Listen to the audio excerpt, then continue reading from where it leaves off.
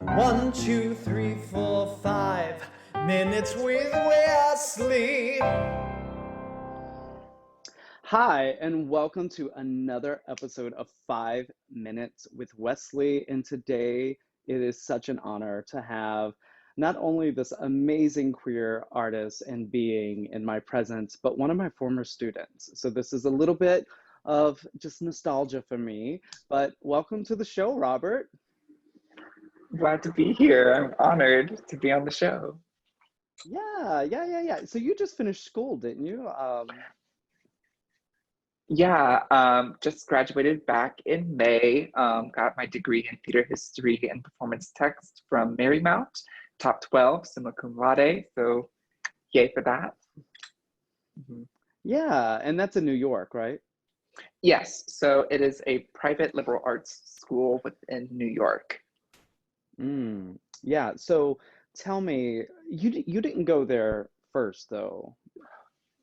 No, I did not. So I originally was at the W in Columbus, Mississippi, and then I spent one summer in Jersey working at an arts camp. And I was like, you know what? I need to be up in New York where it's happening. And I made the transfer, got a scholarship, and finished my degree up in New York. So let's talk about the W for a second. So if you don't Mhm. know, the W is Mississippi, the Women's College of Mississippi, but they changed it to the W because I think the year was 1984 they started accepting men. I'm not sure if that's the right date. That's the year I was born. Mhm. But I think they started accepting men somewhere along there. And they changed the name to the W recently because they didn't want to be coined as the women's school, but it's still kind of heavy. Lots of women go there. How was the experience with um, being who you were at the W? So I feel as though I was still a little bit tame. While I was in Mississippi, before I moved to New York, I was still kind of not fully into my gender identity, but questioning it. Definitely played it safe, had I would say, the Mississippi gay uniform. During my beginning Mm, time at the W, I was in a relationship, and I didn't feel as though I could make that switch, just because like there was messaging with hiding my femme identity, and so I just kind of like played it cool and kind of like was under the radar, was a little bit scared, but then when I decided to make the switch to New York, I was kind of like, okay, this is going to be a place where I'm going to be able to come into my identity, and this is the beginning of my transition, if you will. awesome. So you said your gender identity and transition. There's lots of words going on. What is your gender identity? What do you identify as? So I identify as non-binary trans femme, and I came to this realization when I didn't necessarily identify as a man. I kind of had this feeling growing up that I didn't identify with these constructs of masculinity or what I was presented with. And gay was kind of like me coming out at a young age. It was 10th grade and it was in your studio. But that was around the time I was like, okay, this is where I can be a little bit more femme and more flamboyant in the way that I am. And then as I was like moved through my gay cis male identity, I was realizing that there was still like this pressure to be masculine, pressure to fit this mold, and I didn't fit it. And non-binary fit with me because I don't necessarily want to transition, medically transition to be a cis woman, and I don't necessarily, or trans woman, I should say, not cis woman. Um, and but I still identified with trans, and I still identified with them. And trans, I used with Jade Halberstam's trans asterisk theory of haptic identification, of how I identify myself through touch and through my body and how I'm feeling and the way that I present myself, as opposed to presenting myself through a binarist lens of gender and um, just like this confined of what gender should be, because the definitions that were presented to me didn't necessarily fit. So non-binary trans femme fits well. Yeah, I feel like most people that are going to be listening to this, non-binary is a word that they probably know. Non-binary is a word that is in pop culture. It's all over the place right now. I think the they, them, their movement, um, I think people are aware of it. I think a lot of people are putting email tags that say my pronouns are, and it's giving permission to the people that maybe use different pronouns. Like if cisgender people would say my pronouns are this, then trans people would feel safe to say, well, then my pronouns are this. So we're seeing a lot of that. So we know what non-binary is, hopefully, that you don't subscribe to the binary of male or female. But the trans film, I feel like that is something that's not used as much. And can you explain that? So how I go about it, like in the vocabulary and the definitions. So trans them is that I trans is the part where I don't identify with the gender that was presented to me at birth. Mhm. But femme is that I lean more flamboyant and femme in the way that I see myself, in the way that I dress, and the way that I feel. Because oftentimes there will be days where I'm not necessarily like high femme, as I like to call it. I'll be wearing a pair of overalls and just kind of be around, but I still have a femme sense of being. And so in that, I have something to identify to. And like femme and masculine are not confined to one gender, although gender roles through a binarist lens have taught us to associate feminine with women and masculine with men. But it's a reclaiming of being femme and non-binary and trans. So trans femme being that this is how I see my gender, and non-binary is pushing away the two genders, the binary genders that are presented at birth. Oh, fabulous. It's you said something earlier, well, like 30 seconds earlier about my identity. And it sounds like that currently you have a great way to explain your identity. And the beautiful thing about this whole conversation is that everyone's identity is authentic and everyone has their own identity. Like you cannot compare yourself to another human being because you're Robert, you're just yourself. And I feel like a lot of times when people like you that are brave enough to explore their gender and to actually do the research to put words and definitions to how they express themselves, when they're put up against maybe a gay person that just hasn't done their homework.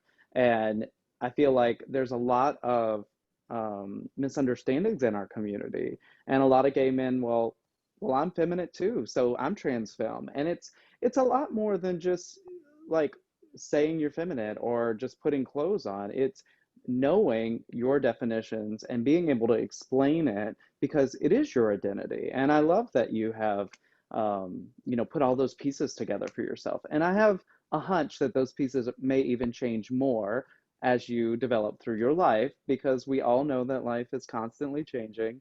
But I really applaud you for constantly looking at self and constantly making self better because I think that's really great.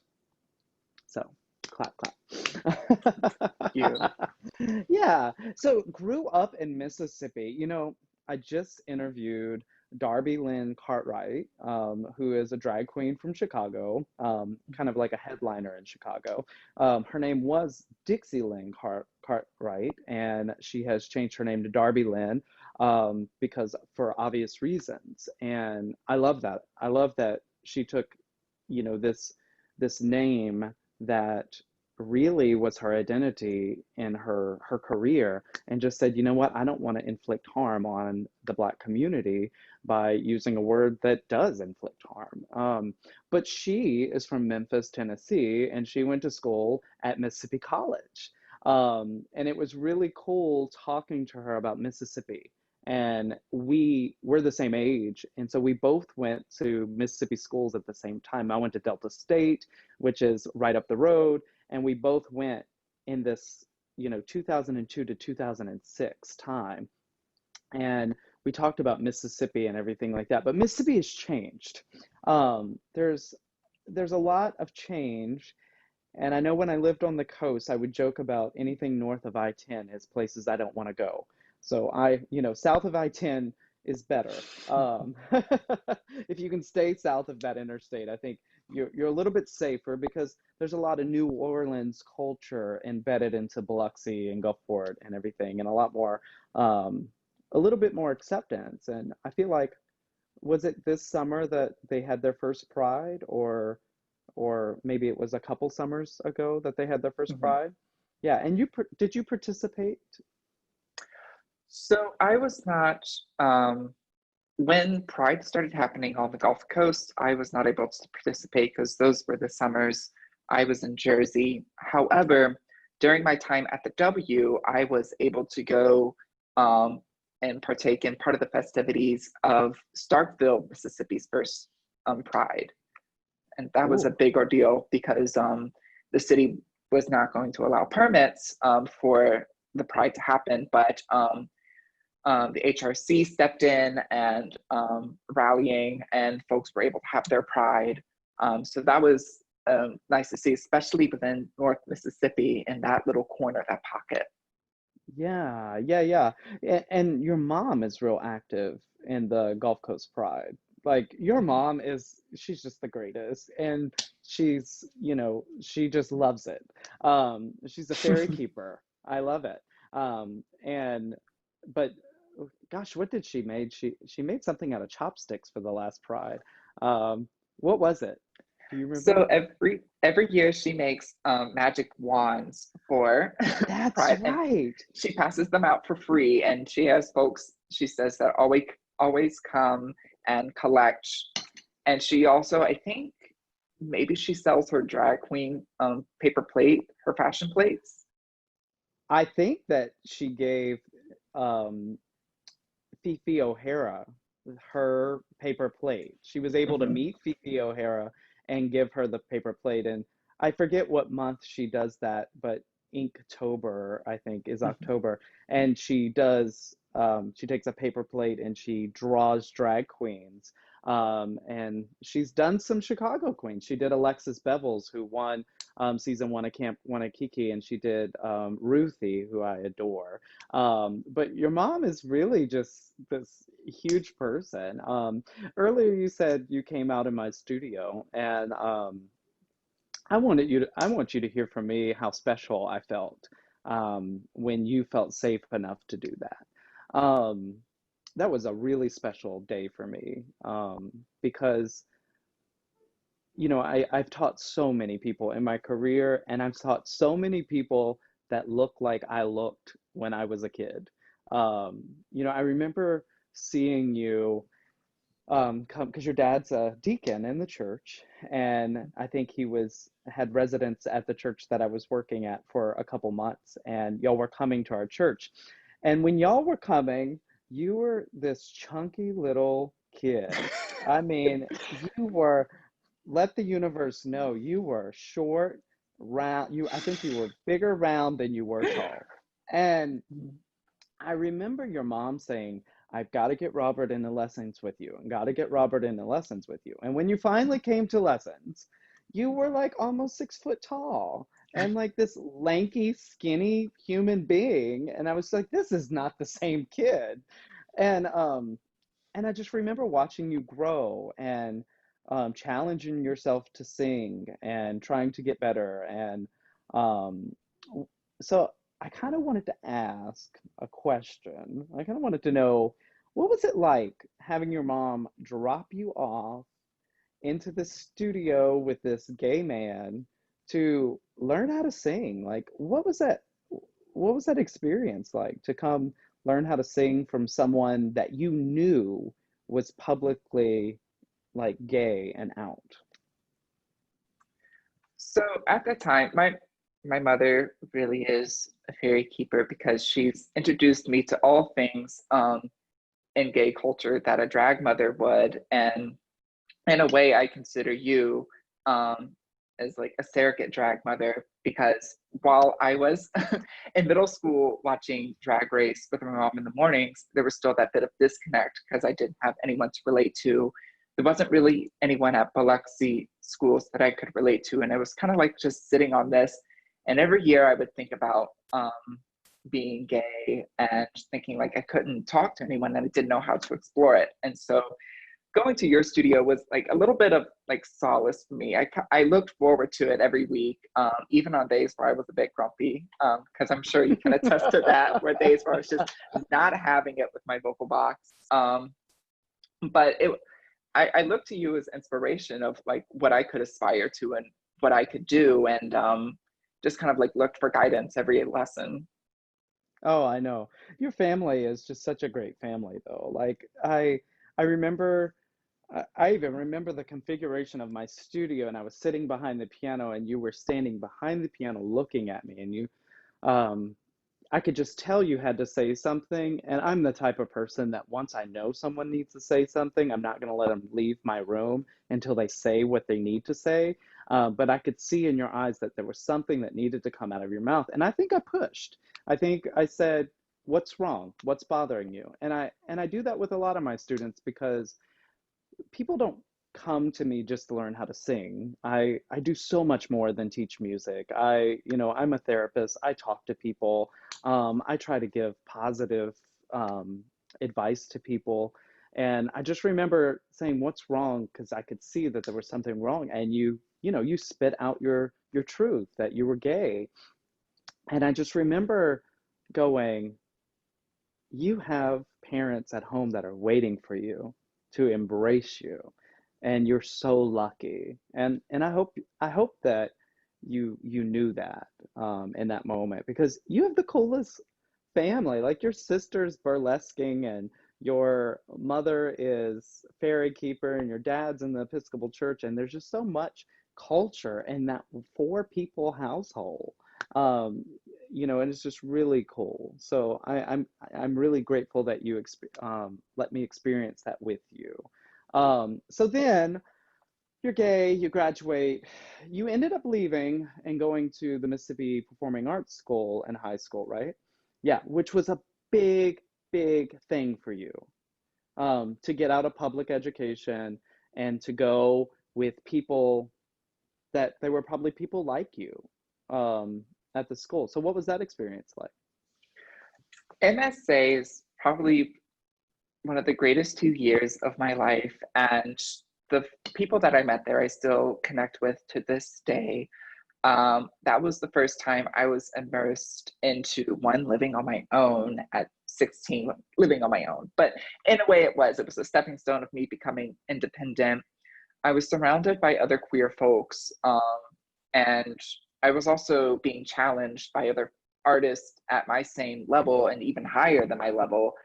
So I always felt challenged to be a better person every day. And I really transformed over those 2 years of like friendship and art and first real queer relationship and all of these things. Um, and for the good or the better. And the path that I went through at MSA really changed my life. I couldn't have asked for it to go on any different way, because if it hadn't, then I don't think I would be where I am today. But that was the biggest thing, because I had dreamed of that school since the sixth grade. And then when I got there, that was like the signifier of my mind of like, I can do anything. I remember working with you for auditioning for the school. I remember trying, getting rep ready and auditioning, and just thinking to myself how important it is that you went to that school, because I knew that it would give you the license to be free. Because Mississippi's a hard place. And did you go to Biloxi High School? I did. Yeah, which is, it's better than some other high schools down there. Mhm. Um, it's really a big school. I used to be the accompanist for Biloxi High School, and I remember Biloxi's high school is probably one of the schools in Mississippi that kind of looks like a high school that you would see on TV. Like, they have like the courtyard with the fountain and everything like that, and it was it was kind of a big place. but it's still Mississippi school. And I've had a lot of friends go to the Mississippi Performing Arts School, from my generation that i- if they would not have gone there, I'm not sure they'd be living today. That was their salvation. That was their place that kept them alive. And I'm just glad that you got to escape and go to that. So yeah. So what's going new? What's going on in your world now? What are you excited about? What are you working on? So, right now, I'm currently working at Playhouse on the Square in Memphis in the house management department. Um, I'm very privileged to be working in theater right now, especially I was working on off Broadway in New York while I was finishing up school, but then all the theater shut down, school shut down, came back home. And in a way, it's nice because being back in the central area of the South, offering what I've learned and um, tools that I've acquired in New York. So I'm here working, currently working on a little project for a performance to stream here with Playhouse, directing a piece. I'm kind of like keeping it on the low right now as it's developing, but it should be out within the next 2 months. So I'm very excited about Okay. that. And just continuing using my online platform after working with Teen Vogue this past Pride. I did work with American Eagle to Mm. do some modeling work for them, and just want to keep all that up as well. Yeah, I mean, seize every opportunity. Like, take it. I know that my my Facebook can sometimes come off as self-promoting, but at the end of the day, I'm an artist, and if I don't promote myself, no one will promote me. So when I see an artist post something on Facebook and they're promoting themselves, I'm like loving it, liking it. How can I Venmo you? What can I do? Because I know what that feels like. It's like I don't have a 9 to 5. I don't I don't have paid insurance. I don't have these things that corporate people have. I have what I've worked for and what I fight for. And so don't ever feel like, just keep posting that stuff and putting yourself out there, because you never know when the right person is going to see it and you're going to be on Teen Vogue and you're going to be. I thought that was so. I read your story and I watched your video and I thought that was just such a great um, uh, glimpse of who you are. It was really nice. I enjoyed it. So let's play a little game. Do you want to Okay. play a game? Okay. Oh, I love how you fixed your posture to play a game. Um, Favorite drag queen? Sasha Velour. I knew you were going to say that. You met her, didn't you? I did. I got to see her when she was in residence at New York Live Arts for her Smoke and Mirrors tour. She'd previously done the London stop and the LA stop, and then there, I jumped on it, and it was such a privilege to meet her. I look up to her as an artist and her as a person and what I aspire to do with my performing art. Yeah, that's the thing. I don't think I've been in the same room as you since you were 16. Um, I don't think so. Because I moved quite, soon after that. And I haven't been back. And but I've watched everything you've done on social media, and I'm a huge cheerleader of yours. I hope you know that.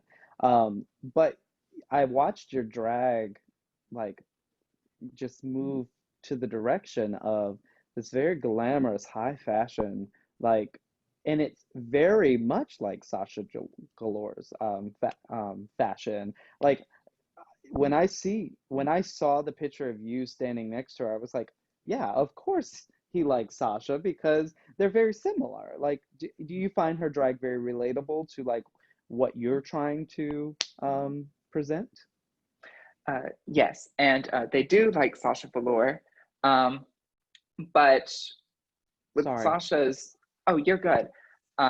With Sasha's drag, I enjoy just kind of like with me, I am very much delving into like performance theory and seeing how she incorporates that into her performance and utilizing um, her visual art and along with just like reconstructing what drag can be, and kind of elevating it.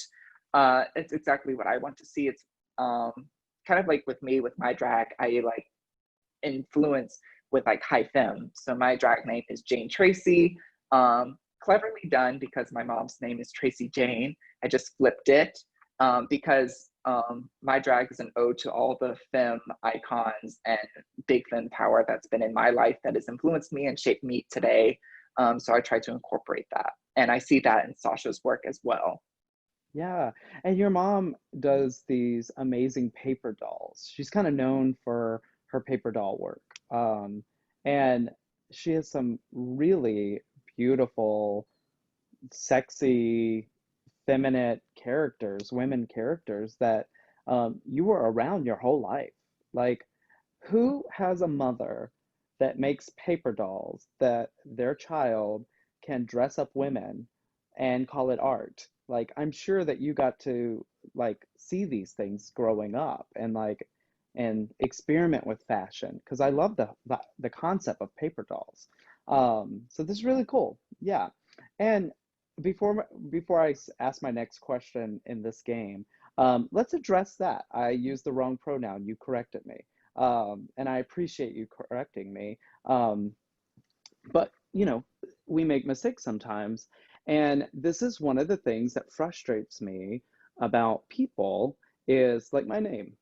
The last time you were with me, my name was different, um, and you knew me as a different name, but um, you know, we make mistakes, we can say the wrong name. But I have people in my life that say, yeah, but I knew you as that. I'm having such a hard time. You know what? It's not about you. It's about me in this moment. And in this moment, it's about you. And I use the wrong pronoun and I should go, got it, and fix it. And but I do know that people get so worked up about it. They're like, oh, I'm so sorry, I didn't mean to do it. It's like, no, just fix it and move on, carry on. This was a great example of that. And I think people should see that more often. Um, so, one more question is if you had to pick a drag accessory, what would you pick? Um, I think shoes can make a break an outfit, just like pull in. And also it's just the element. I'm already 6'3", but in drag I like to be 7'3", to exaggerate. So just like this, it adds just like this nice elongated element to the look. Um, Hmm. and it's just like the point, like at the end, just like it's a punctuation mark of the look for me. Mm-hmm. So are you a heel purist when it comes to drag? Like, Not necessarily. Not necessarily. I think as long as it's the shoe incorporates into the look, it's valid. Because to assume that all drag performers have to wear 6-inch heels is not only assuming that all drag is presenting itself as femme or presenting like a drag queen persona, but also is a bit ableist because we can't expect all queens to walk around in 6-inch heels because of pre-existing health conditions. thank you for answering that way.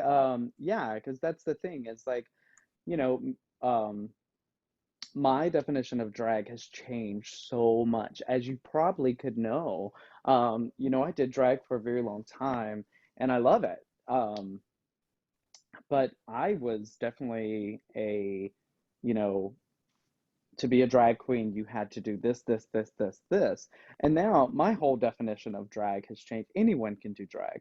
Um, my definition of drag is simple, is drag is to enhance. Drag is to make bigger, make better. That's it. That's what drag is for me.